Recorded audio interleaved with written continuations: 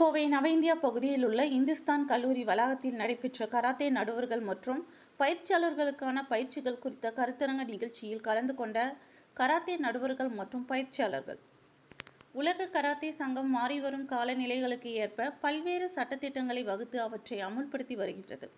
அவ்வாறு அமுல்படுத்தப்படும் புதிய சட்டத்திட்டங்களை கராத்தே பயிற்சி பெறும் மாணவ மாணவியர்களுக்கு கொண்டு சேர்ப்பது முக்கிய நிகழ்வாக உள்ளது. அவ்வாறு தற்போது வந்துள்ள புதிய சட்டத்திட்டங்கள் குறித்து கராத்தே நடுவர்கள் மற்றும் கராத்தே ரெப்ரிகளுக்கு தெரியப்படுத்தும் கருத்தரங்கம் கோவை நவ இந்தியா பகுதியில் உள்ள இந்துஸ்தான் கலை மற்றும் அறிவியல் கல்லூரியில் நடைபெற்றது. இந்த நிகழ்ச்சியில் கராத்தே இந்திய அமைப்பின் அகில இந்திய ஆர்கனைசிங் கமிட்டி சேர்மன் சென்சாய் சாய்ஃப்ரூஸ், கராத்தே இந்திய அமைப்பின் ரெப்ரி பிரிவின் செயலாளரும் தமிழ்நாடு கராத்தே சங்க செயலாளருமான சென்சாய் அல்டாப் அலம் ஆகியோர் கலந்து கொண்டு கராத்தே நடுவர்கள் மற்றும் ரெப்ரிகளுக்கு புதிய சட்டத்திட்ட முறைகள், நடைமுறை சாத்தியங்கள், கராத்தே போட்டிகளின் நுணுக்கங்கள் குறித்து எடுத்து கூறி விளக்குரையாற்றினார். தொடர்ந்து செய்தியாளர்களை சந்தித்து பேசிய கராத்தே இந்திய அமைப்பின் ஆர்கனைசிங் சேர்மன் சாய்ஃப்ரூஸ் கூறியதாவது: தமிழகத்தில் செயல்பட்டு வந்த karate சங்கமான Tamil Nadu state sports karate association என்ற அமைப்பு தமிழ்நாடு ஸ்போர்ட்ஸ் கராத்தே அசோசியேஷன் என்ற கராத்தே சங்கத்துடன் இணையும் நிகழ்வு கூட்டம் இங்கு நடைபெற்று வருகின்றது. இது எதிர்கால மாணவர்களின் நலன் கருதி எடுக்கப்பட்ட முடிவு எனவும், மேலும் இன்றைய தினம் நடுவர்கள் மற்றும் பயிற்சியாளர்களுக்கான பயிற்சிகள் குறித்த கருத்தரங்க நிகழ்ச்சியும் நடைபெற்று வருகிறது. இதில் உலக கராத்தே அமைப்பு தற்போது கொண்டு வந்துள்ள புதிய நடைமுறை போட்டி நுணுக்கங்கள் குறித்து கராத்தே பயிற்றுநர்களுக்கு எடுத்துரைக்கப்பட்டது என தெரிவித்தார்.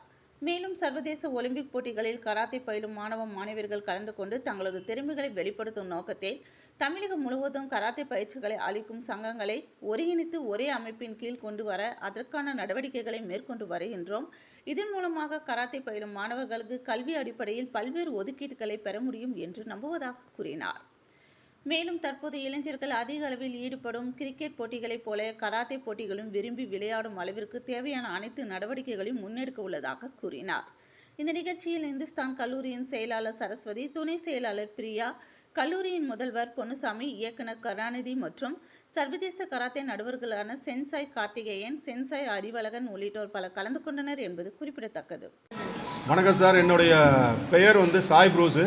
நான் ஏற்கனவே டிஎன்எஸ்எஸ்கேயில் நிறைய ஃபங்க்ஷன் நான் பண்ணியிருக்கேன். அது உங்களுக்கு எல்லாத்துக்கும் ப்ரெஸ்ஸுக்கு தெரியும்.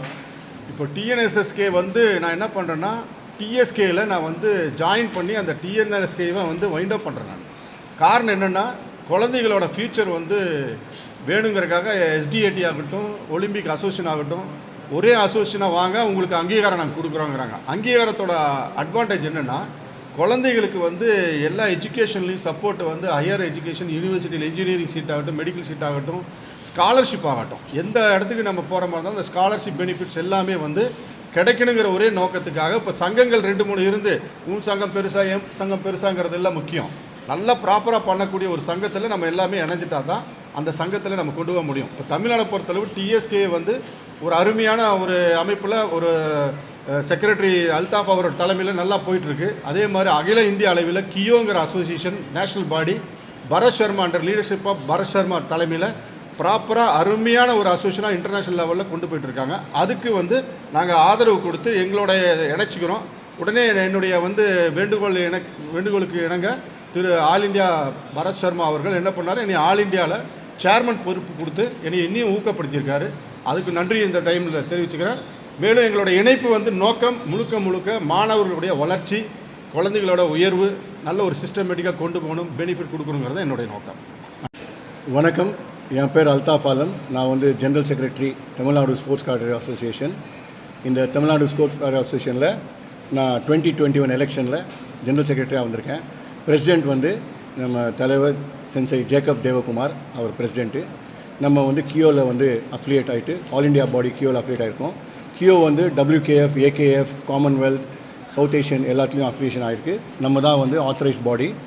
நம்ம இந்த அசோசியேஷனில் 38 டிஸ்ட்ரிக்ட் இருக்குது. நம்மளது ஒன்லி அசோசியேஷன் 38 டிஸ்ட்ரிக்ட் இருக்கிற ஒரே அசோசியேஷன் நம்மளது தமிழ்நாடு ஸ்போர்ட்ஸ் கார்டரி அசோசியேஷன் தான். நாங்கள் கரெக்டான அங்கீகாரம் பெற்று ஆல் இண்டியா பாடியிலேருந்து நம்ம அசோசியேஷனை கரெக்டாக நடத்துகிறோம். நம்ம பிளேயர்ஸ் எல்லாமே national level, south Asia level, Asian level, world champion லெவலில் எல்லாம் போயிருக்காங்க.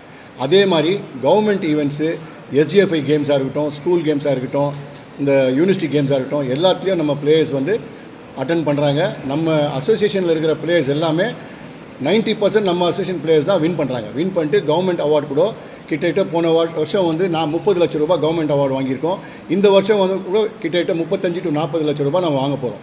அதே மாதிரி வந்து நம்ம ஒரு பிளேயரு அருண் பிரபாகர் சொல்லிட்டு சாஃப் லெவலில் காமன்வெல்த்தில் கோல்டு அடிச்சது. அதுக்கு வந்து நம்ம deputy CMO sports minister mister Udhayanidhi Stalin வந்து கூப்பிட்டு அவருக்கு வந்து 2 லட்ச ரூபாய் அவார்டு கொடுத்தாரு. இன்னும் வந்து அவருக்கு 1.5 lakhs இன்னும் திரும்ப கொடுக்குறேன்னு சொல்லியிருக்காரு. அதுக்கப்புறம் வந்து நம்ம அசோசியேஷனில் வந்து நம்ம ஃபாரின் கோச்சஸ் வச்சுருக்கோம். ஒன்று வந்து ஈரான் கோச் மெஹரான், இன்னொரு வந்து மலேசியன் கோச்சு அறிவழகன். இவங்க 2 பேர் வந்து நம்ம பசங்க எல்லாரையும் கோச்சிங் நல்லா கொடுக்குறாங்க. அந்த நல்லா கொடுக்குறதுனால 24 சீனியர் சாம்பியன்ஷிப்பில் நாங்கள் தான் வந்து செகண்ட் ஓவரால், ஆல் இண்டியாவில் வந்து ஓவரால் சாம்பியன்ஷிப் செகண்டு. அதே மாதிரி ஜூனியர் நேஷ்னல்ஸில் நம்ம தான் ஃபஸ்ட் ப்ளேஸ், தமிழ்நாடு தான். போன வருஷமும் சரி இந்த வருஷமும் சரி நம்ம தான் ஃபஸ்ட் ப்ளேஸில் வந்திருக்கோம். இதே மாதிரி இன்னும் நம்ம மேலுக்கு கொண்டு போவோம். நம்ம ஃபாரின் கோச்சஸ் வந்து நம்ம இந்தியன் கோச்சஸ் கூட இருக்காங்க, ஃபாரின் நல்லா பிளேயர் பண்ணுறாங்க.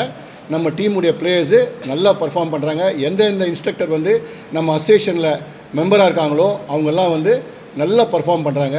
சிலதெல்லாம் வந்து மெம்பர்ஷிப் இல்லாமல் கூட சில இன்ஸ்ட்ரக்டர் வெளியே இருக்காங்க.